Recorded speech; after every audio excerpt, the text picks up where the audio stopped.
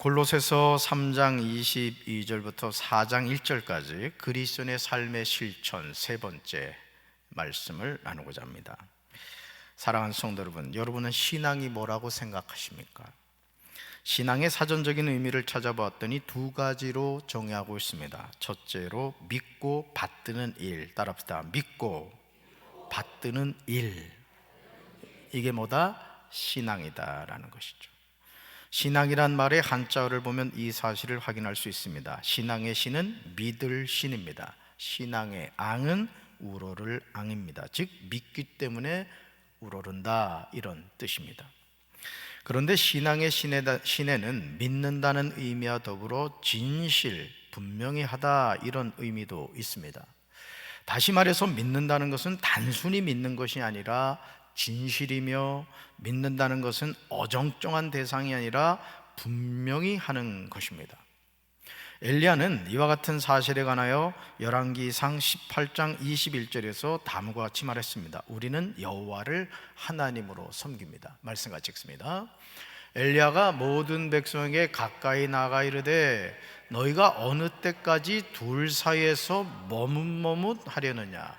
여호와가 만일 하나님이면 그를 따르고 바알이 만일 하나님이면 그를 따를지니라 하니 백성이 말 한마디도 대답하지 아니하는지라. 아멘. 신앙이 있다고 하면서 누가 이런 말을 하면 이곳으로 쏠리고 누가 저런 말을 하면 저곳으로 쏠리는 것은 신앙이 아닙니다.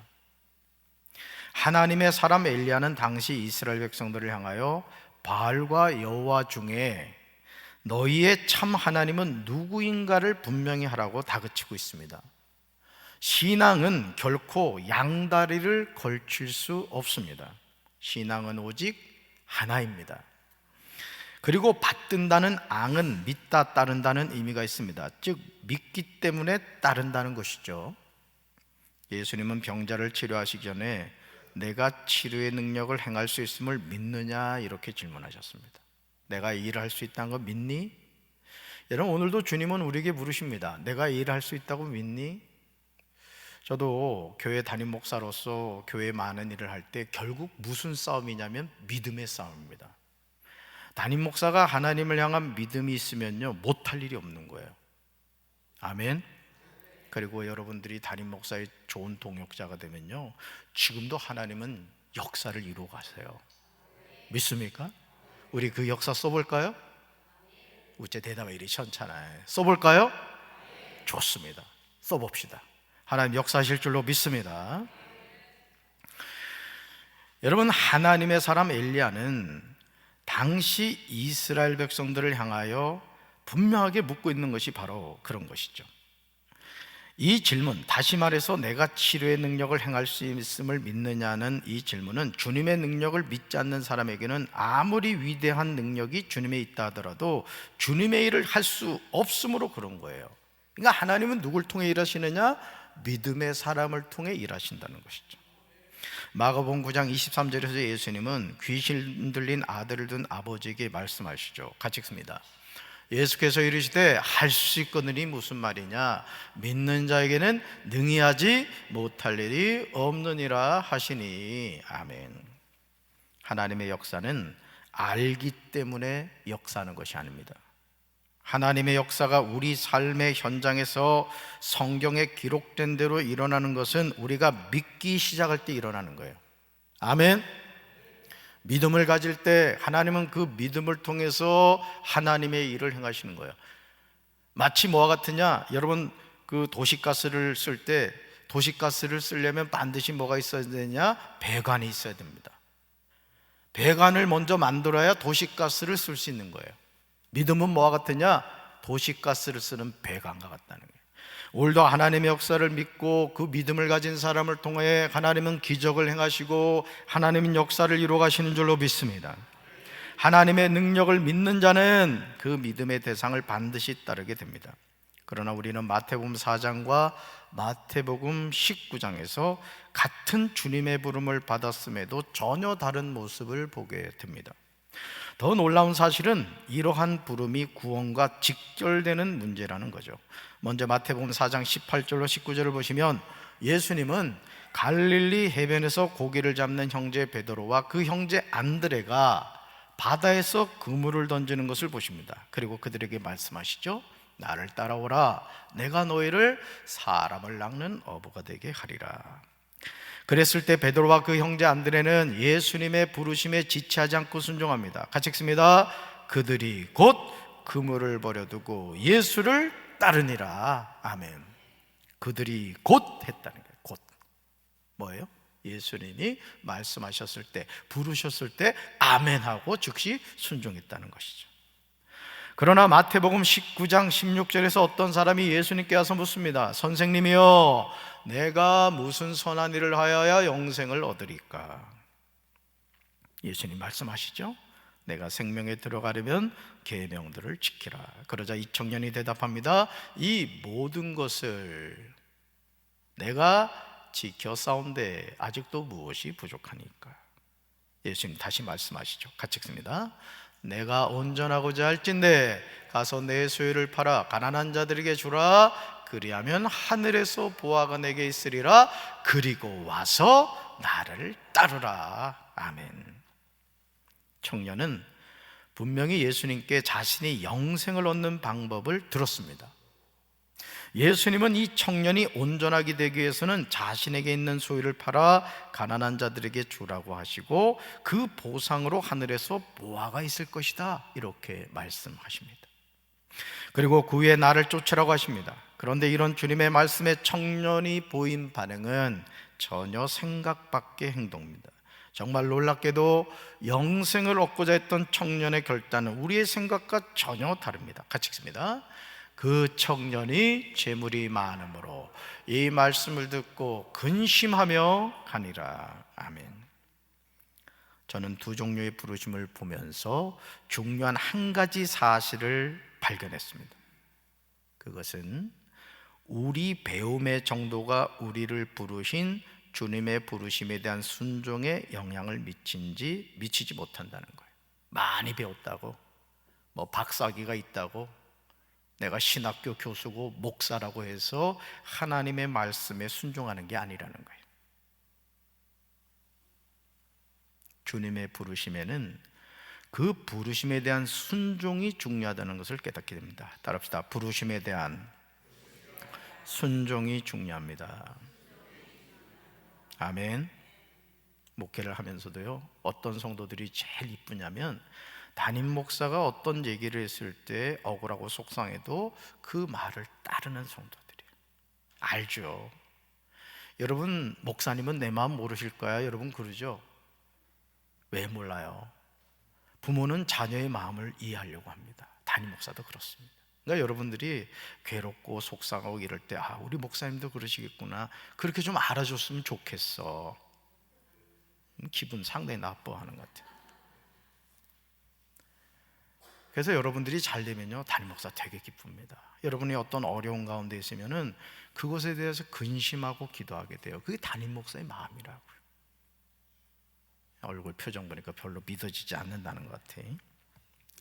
사실 갈릴리 해변에서 고기를 잡던 베드로와 안드레는 주님의 요청으로 사람 낚는 어부가 된 것이고, 부자 청년은 자발적인 요청으로 주님의 부르심을 받았습니다.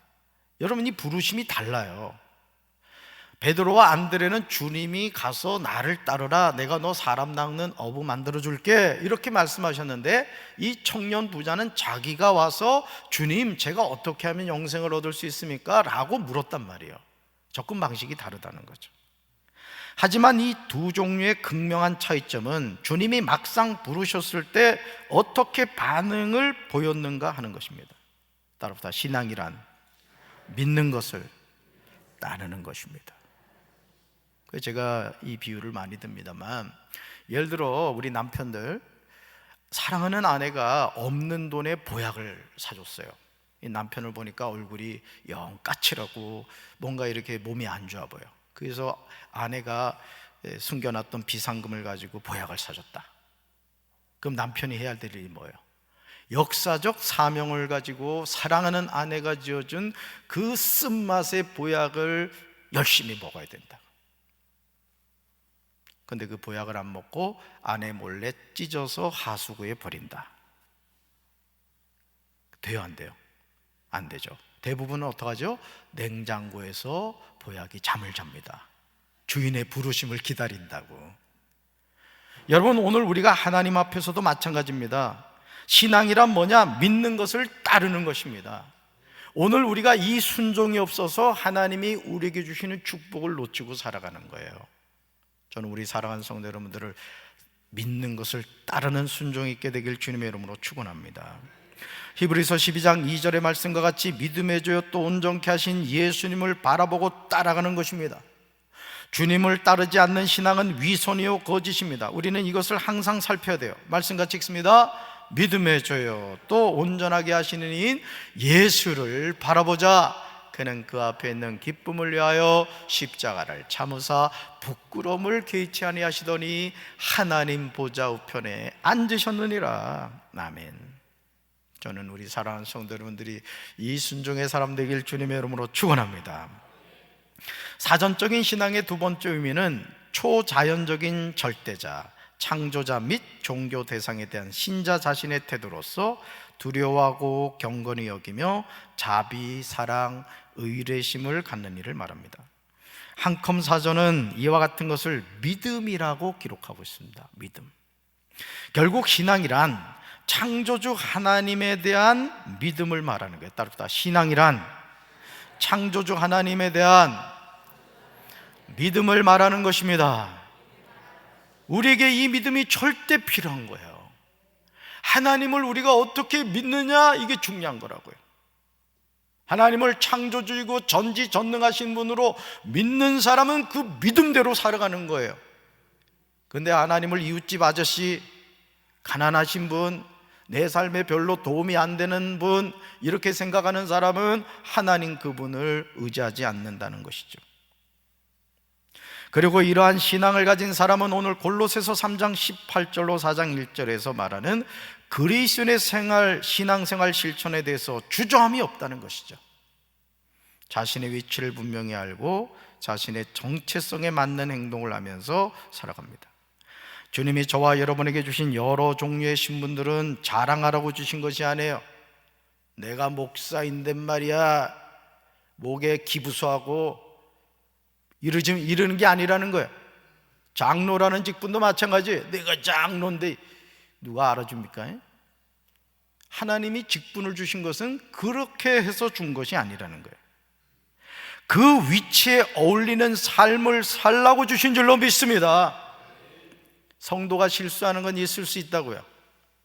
집사가 실수하는 것 있을 수 있어요. 하지만 적어도 권사 정도 되면 교회 어른인 거야. 우리 권사님들 잘 들으셔. 적어도 권사 정도 됐다고 하면은 낙심한 성도들 찾아가고, 가정에 문제가 있는 성도 찾아가서 기도해 줄 수 있고 위로해 줄 수 있는 그런 사람이 되어야 된다고요. 권사란 말이에요. 권사. 장로는 말할 것도 없고, 장로는 직분을 주신 이유는 뭐냐? 그 직분에 맞는 삶을 살라고 주신 거라고요. 믿습니까? 종은 종으로서의 자신의 위치에서 바른 삶을 살아야 돼요. 상전은 상전으로서 자신의 위치에 어울리는 행함이 있어야 됩니다. 왜 윤석열 대통령이 욕을 바가지로 먹느냐? 대통령이면 대통령답게 행동해야 되는데 국민들이 대통령 외국 나간다 하면 벌써 긴장하는 거야. 이번엔 또 무슨 실수를 할까? 왜 그렇죠? 자신이 대통령이면 대통령에 맞는 언어를 사용하고 대통령에 맞는 행동을 해야 되는데 국격을 떨어뜨리는 행동을 자꾸 하고 있단 말이에요. 여러분 기도하시기 바랍니다. 어째 이렇게 대답이 시원찮아. 대통령 위해 기도하시기 바라요. 대통령 한 사람이 똑바로 못하면 나라 망신되는 거예요. 나라 망신. 담임 목사를 위해서도 여러분이 왜 기도를 해야 되느냐? 담임 목사가 정신 못 차리고 맨날 놀러 다녀봐. 응? 교회가 꼬라지가 되겠어요? 교회가? 그러니까 여러분들이 담임 목사를 위해서 주님, 우리 목사님 교회에 꼭 붙어 있고 목회만 잘하게 해주세요 그러라고.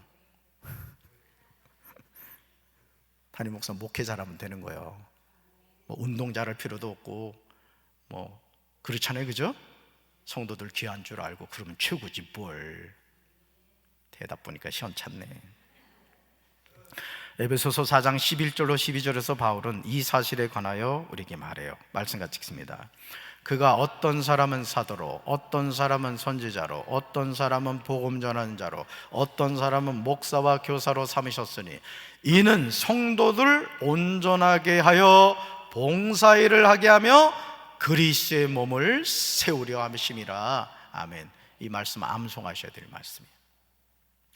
이 말씀이 우리에게 전하고자 하는 것은 다른 것이 아닙니다. 내가 사도인 것, 내가 선지자인 것, 내가 복음을 전하는 자인 것, 목사인 것, 교사인 것, 이렇게 다양한 부르심이 중요한 것이 아니라는 말입니다. 궁극적으로 우리를 부르시는 분의 의도가 무엇인가, 이게 중요하다는 거예요. 왜 나를 하나님이 목사로 불러주셨는가? 왜 부족한 나를 장로로 세워주셨는가? 왜 내놓을 것 없는 나를 권사라는 직분으로 불러주셨는가? 하도 권사가 많아가지고 이게 권사가 별로 대단하지 않은 걸로 여러분 생각하는데, 여러분 대부분의 성도는 권사까지 해서 직분이 마무리가 된다고요. 어떻게 보면 성도들에게서 제일 높은 직분이 뭐냐? 권사입니다. 권사. 거기에서 하나님이 조금 더 쓰시려고 세우신 분들이 장로란 말이에요. 그러니까 여러분들이 그걸 귀한 줄로 알아야 돼. 때 되면 권사 되는 게 아니요. 우리 권사님들 아멘? 그러니까 여러분들이 왜 나에게 이 직분을 주셨는가를 분명히 깨달으라는 것이죠. 오늘 성경은 주님이 각 사람을 다양한 직분으로 부르신 부르심의 목표를 그리스도의 몸을 세우려 하심이라고 결론을 냅니다. 따릅시다. 직분은 그리스도의 몸을 세우려 하심입니다. 아멘. 담임 목사를 중심으로 장로, 권사, 집사, 성도들이 한 마음이 되어서 교회를 세워가는 거예요. 세워가는 거예요. 아멘. 여러분, 우리 학교 다닐 때 그 뭐라 그러지? 그 덤블링이라 하나? 왜 사람들 아래에는 뭐 한 8명, 그 다음에 뭐 5명, 그 다음에 왜 3명, 나중에 2명, 나중에 꼭대기 하나 올라가잖아. 그 뭐라 그러죠? 피라미드라 그러나? 피라미드. 교회도 그렇게 세워가야 되네. 아멘. 한 사람 흔들고는 어떻게? 그냥 무너지는 거지. 우리는 이와 같은 관점으로 오늘 골로새서 3장 22절부터 4장 1절까지 말씀을 봐야 돼요. 바울이 골로새서를 통하여 우리에게 제시한 핵심이 뭐냐 볼까요? 같이 읽습니다. 아내들은 남편에게 복종해야 됩니다. 두 번째요, 남편들은 아내를 사랑해야 됩니다. 그 다음요, 자녀들은 부모에게 순종해야 됩니다. 그 다음요, 부모들은 자녀들에게 너무 엄하게 혼내지 말아야 합니다. 자, 오늘 첫 번째요, 같이 읽습니다. 종들은 언제나 주인에게 복종해야 합니다. Must obey 그랬단 말이에요.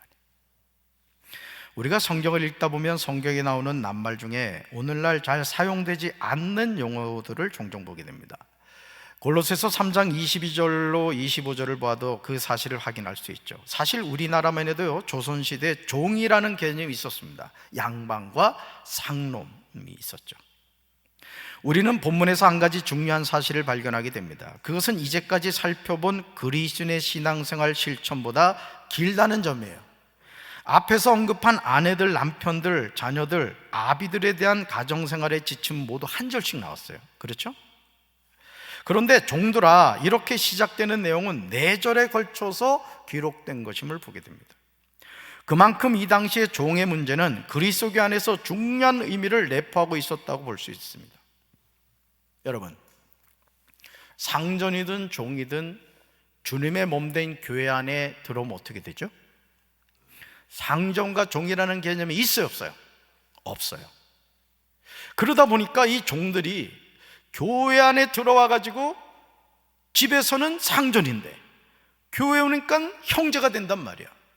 그러니까 이 행동 자체를 겸손해야 되는데 이렇게 막 먹는다거나 행동을 잘못하는 그런 경우가 있었다는 거죠. 바울이 활동하던 당시에는 신분제도가 엄격하였습니다. 바울은 이러한 사회적 배경을 그대로 인정한 채 주인과 종이 취해야 할 태도를 교훈하고 있습니다. 그러나 바울이 이렇게 하는 이유는 그가 노예제도를 찬성했기 때문은 아닙니다. 오히려 바울의 관심은 사회 제도의 개혁이 아니라 복음으로 인간의 심령을 개조하는 데 있었어요. 그러니까 오늘도 마찬가지예요. 오늘도 하나님이 우리에게 원하시는 것은 뭐냐? 우리의 심령이 변화되는 거야. 새로운 피조물이 되는 거라고. 이러한 사실은 22절에서 바울이 육신의 상전들에게라는 표현에서 잘 알 수 있습니다. 여기서 육신의 상전이란 영혼을 어찌하지 못하고 육신만을 지배하는 상전을 지칭하는 것입니다. 바울은 이 용어를 사용함으로써 세상 신분과 계급에 의한 성전이나 지배자는 참된 주인이 아니라는 것을 나타내고 있습니다. 또한 그것은 동시에 모든 인간은 근본적으로 하나님 앞에서 동등한 존재라는 사실을 암시해주고 있는 거죠. 그래서 천국 가면 목사, 장로, 권사, 집사 이런 게 없단 말이죠. 다 예수님의 신부가 되는 거예요. 아멘이십니까? 그러니까 우리 아내분들 조금만 참으면 천국 가면 그냥 형제님 하는 거예요. 재진이 형제님 이럴 거란 말이죠. 영심이 자매님 이런지 그러겠지. 그러나 모든 인간은 동등함에도요, 사회적으로 형성된 상하 관계의 구조 속에서 종은 상전에게 순종해야 된다는 거죠. 이것이 골로새서 3장 22절로 25절에서 바울이 우리에게 주고자 하는 교훈이에요. 저도 목회를 하면서 때로는 담임 목사님이 어떤 일을 맡기거나 어떤 사역을 이렇게 해가실 때 왜 불평과 불만이 없었겠어요? 그렇지만 담임 목사님이 어떤 목회적 방향을 제시하면 이유를 불문하고 순종했어요. 이상하죠? 안 될 것 같고 말도 되지 않는데요, 이상한 것은 담임 목사님이 말씀하신 대로 되어져 가더라는 거예요. 그때 제가 깨달았어요. 내가 아무리 잘나고 똑똑해도 담임 목사의 영적 권위 질서를 대신할 수 없구나. 교회도 마찬가지입니다. 장로님이 아무리 훌륭하셔도 담임 목사의 영적 권위를 대신할 수 없는 거예요. 그래서 교회가 제대로 되려면 담임 목사가 어떤 목회적 방향을 제시하면은 우리 목회자들과 중직자들이 일사불란하게 동역자가 되셔야 되는 거예요. 아이고, 아멘 봐봐. 동역자가 되셔야 된다고요. 이래도 안 되는 거야. 아멘! 이래야지. 동역자가 되셔야 된다고. 저녁을 아직 못 드셨구나. 이해하겠어요. 여러분, 신분 제도가 타파된 오늘날 이 말씀은 피고용인과 고용인의 관계로 유추해 볼 수 있습니다. 바울은 이러한 관계에서 종들이 주인을 향하여 이렇게 행동하라고 권면합니다. 주목해서 봐야 되는 내용이에요. 첫째로 주님을 두려워하는 마음으로 정직하게 주인을 섬기라는 것입니다. 특히 22절 하반절을 보시면 성실한 마음으로 하라 이렇게 말합니다. 따릅니다. 성실한 마음으로 하라. 우리는 바울이 이렇게 말하는 깊은 뜻을 잘 이해합니다. 하나님의 자녀는 어떤 일이든지 성실하게 감당해야 돼요. 그래서 저는 목회를 하면서 성실하게 하려고 해요. 성실하게. 대충 하려고 그러지 않아요. 에베소서 6장 5절부터 7절에서 바울은 종들을 향하여 다음과 같이 권면합니다. 같이 읽습니다. 종들은 두렵고 존경하는 마음으로 주인에게 복종하십시오. 그리스도께 복종하듯이 참 마음으로 순종하기 바랍니다. 주인이 볼 때만 잘하는 척하지 말고 마음을 다하여 하나님의 뜻을 행하십시오. 사람에게 하듯 하지 말고 그리스도를 섬기듯이 기쁜 마음으로 주인을 위해 일하십시오. 아멘. 둘째로 모든 일에 최선을 다하며 사람을 위해서가 아니라 주님을 위해 하듯이 열심히 일하라는 겁니다. 여기서 마음을 다하여의 원어적인 의미는 영혼에서부터라는 거예요. 영혼에서부터. 즉 이 말은 세상에서 일하거나 삶을 살아갈 때 자신의 모든 것을 다하여 진정으로 하라는 거예요. 뭐 하나를 하더라도 최선을 다해서 하는 거예요. 최선을 다해서. 진짜 담임 목사가 뭔 얘기를 하면 두 번 말하지 않게 하는 게 두 번 말하지 않게. 그러면요 신뢰가 갑니다. 저 장로님은 어떤 일을 맡기면은 뒤돌아볼 이유가 없구나. 저 권사님은 뭐 일을 시키면 확실하구나. 엄청 기쁘죠. 우리 목회자들도 마찬가지예요. 목회자들도. 뭐 하나 일을 딱 시키면은 아주 똑부러지게 하면은요 벌써 이게 딱 신뢰가 가는 거예요. 담임 목사의 마음을요 기쁘게 하는 목회자, 성도들 하나님 축복하십니다. 여기 증인 있잖아요. 여기 증인이. 그러니까 여러분들이 지극히 작은 일에 충성하는 자에게 큰 것을 맡기는 거예요. 믿습니까? 바로 연락 오잖아요. 지금 하나님은 세상에서 우리가 맡은 직분이 무엇이냐가 아닌 그 직분을 어떻게 감당했느냐를 중요하게 여기십니다. 어떤 집사님은 장로님 같이 일하는 분들이 있어요. 근데 어떤 장로님은 성도같이 일하는 장로가 있어요. 이 직분이 부끄러운 거죠. 저는 우리 사랑하는 성도 여러분들이 하나님의 직분 이상을 감당하게 되길 바라요. 그래야 돼요. 그러므로 주 안에 있는 자는 자기가 현재 위치하고 있는 자리에서 언제나 최선을 다해 일해야 합니다. 이것이 바른 태도예요. 셋째로, 주님께서 그의 백성에게 약속하신 유업을 상으로 주실 것을 기억하라는 것입니다. 놀라운 사실은 바울이 24절 하반절에서 너희는 주 그리스도를 섬기느니라고 이야기합니다. 즉 종들이 주인에게 하는 모든 것들이 바로 주님에게 하는 것과 같다는 것이죠. 에베소서에서 바울은 이와 같은 내용들을 다음과 같이 설명하고 있습니다. 같이 읽습니다. 여러분이 종의 신분이든지 자유인이든지 주님께서 선을 행한 것에 대해 보답해 주신다는 사실을 잊지 말기 바랍니다. 아멘. 보세요. 주님께서는 선을 행한 것에 대해 뭐 해주신다? 보답해 주신다. 이거 보답해 주신다. 공짜가 없는 거예요. 공짜가 하나님 앞에서는 심은 대로 거두는 거라고. 여러분 속회 인도자 우리 속장님들 잘 들으셔. 이 수요 예배도 안 나오는 속장 인도자들이 많더라고. 보니까 출석 안 부리니까 지금 열 몇 명 와 속장들이. 응? 인도자들 뭐 하시는 거야? 속장님들 오라고 하라고. 오라고. 여러분 우리가 하나님이 주신 어떤 직분을 감당할 때 하나님이 공짜가 없는 거예요. 힘은 대로 거두게 하시는 분입니다. 여러분 믿습니까? 그래서 주님에게 하는 것 같이 하라는 거죠. 그러므로 모든 성도는 자기의 맡은 직분과 처한 환경에서 최선을 다함으로 하나님과 그리스도께 영광을 돌려야 할 줄로 믿습니다. 오늘도 주님은 사람을 통해 사람에게 역사하시고 사람은 사람을 통해 주님께 봉사하게 되는 거예요. 지금 주님이 이렇게 말씀하십니다. 같이 읽습니다. 지극히 작은 것에 충성된 자는 큰 것에도 충성되고 지극히 작은 것에 불의한 자는 큰 것에도 불의하니라. 아멘.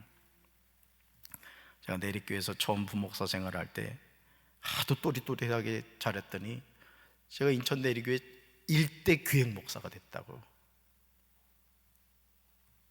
기획목사가 대단한 위치입니다. 브레인 역할을 하는 거. 브레인 역할을 아주 또릿또릿하게 그래 시키더라니까. 아주 주구장창 일만 많이 했지만 그렇습니다. 자, 두 번째 같이 읽습니다. 두 번째, 주인된 자들은 종들에게 공정하게 대해야 합니다. 골로새서 4장 1절 말씀은 골로새서 3장 22절로 25절에 나오는 말씀과 같은 맥락에서 봐야 됩니다. 즉 종들아, 즉 피고용인이라는 말씀으로 시작된 말씀과 함께 상전들아, 즉 고용인이라고 시작되는 말씀을 해석해 오는 것입니다. 그런데 바울은 상전들을 향하여 다음과 같이 말합니다. 상전인 고용인이 주의해서 들어야 할 내용이에요. 말씀 같이 읽습니다. 주인된 이 여러분, 정당하고 공정하게 종들을 대우하십시오. 여러분도 하늘의 주인을 모시고 있다는 사실을 아시기 바랍니다. 아멘. 사실 골로새서 4장 1절은 에베소서 6장 9절에 나오는 내용과 병행을 이루고 있어요. 마치 기차레일 가듯이 같은 맥락이다 이거예요. 같이 읽습니다. 주인된 이 여러분, 종들에게 이와 같이 대하고 위협을 그만두십시오. 그들의 주님이시오 여러분의 주님이신 분께서 하늘에 계신다는 것과 주님께서는 사람을 차별하여 대하지 않으신다는 것을 여러분은 아십시오. 아멘. 우리는 골로새서와 에베소서를 통해서 주인된 자들이 종들에게 해야 할 덕목이 있는데 그것이 뭐다? 정당하고 공정하며 위협하지 말고 차별하지 말아야 함을 지적하고 있습니다. 하나님은 아랫사람들에게 순종하라고만 요구하지 않으십니다.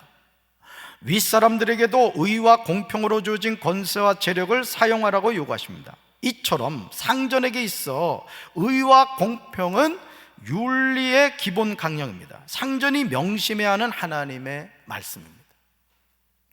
의와 공평이 사라진 사회는 불의와 불공평이 만연하고 결국 부패하고 말 것입니다.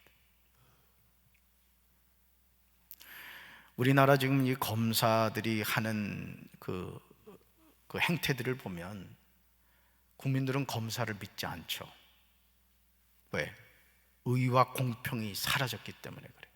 어떤 사건 사고에 대해서 국민들이 신뢰할 수 있게 접근해야 되는데 너무 다르게 이렇게 행동한단 말이에요. 그러니까 신뢰를 잃어버린 거예요 지금. 그러므로 아름다운 세상을 위하여 상전들은 의와 공평으로 행동하는 것이 마땅합니다. 특별히 여기서 의는 하나님의 속성이고 공평은 하나님의 역사하시는 방법입니다. 그러나 상전들이 의와 공평으로 자신에게 주어진 권세와 재력을 사용해야 하는 이유는 골로새서 4장 1절 하반절에서 너희에게도 하늘에 상전이 계심을 알쩌다 이 말씀이 있습니다. 물론 여기서 말하는 상전은 누굴까요? 하나님이십니다. 답사 우리의 상전은 하나님이십니다. 세상에서 아무리 높은 사람도 참 주재자 되신 하나님 앞에서는 하찮은 존재에 불과해요. 여러분 우리나라 대통령도 5년이에요. 5년 끝나면 대부분 가는 곳이 감옥이에요. 그래도 대통령 되겠다고 말이에요. 혹시 대통령 되기 원하는 분 있으면 감옥 갈 준비를 미리 하는 게 좋을 것 같아요.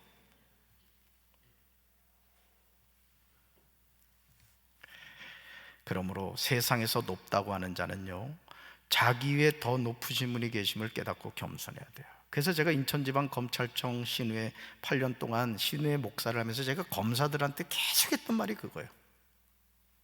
하나님 앞에 여러분 서게 됩니다. 여러분에게 검사라는 직함을 주신 분은 여러분이 똑똑해서 사법시험 통과해서 그 자리에 있다고 생각하지 마시라. 하나님의 공의와 의를 행하는 그 위치에 하나님이 세우셨다. 특별히 여러분들은 하나님을 믿는 사람들이 아니냐. 그러니까 그 공권력을 가지고 장난치지 말고 정신 차리고 똑바로 해라. 제가 그런 말을 했다고요. 훌륭한 목사지? 네, 그랬다고 내가.